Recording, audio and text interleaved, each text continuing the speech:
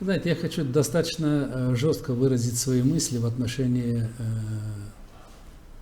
турецкого правительства и посольства Турции. Я считаю, что они совершают большую ошибку и не сотрудничают с Гагаузией.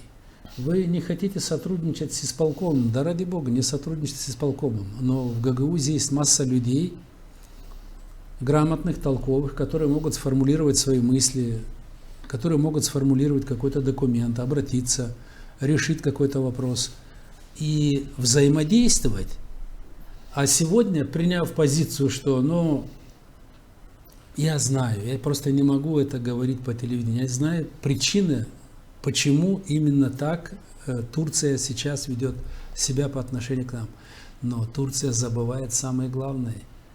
Ведь вы убедили жителей Гагаузии в том, что нам будет лучше жить в одном государстве. И чтобы Гагаузия согласилась на автономию. И Гагаузия согласилась. И вы сегодня своего рода гарантия. Вы гарант Гагаузии. Что же вы нас бросили одних? Разве это справедливо? Я считаю, что это несправедливо. Это мое мнение, я высказываю его открыто.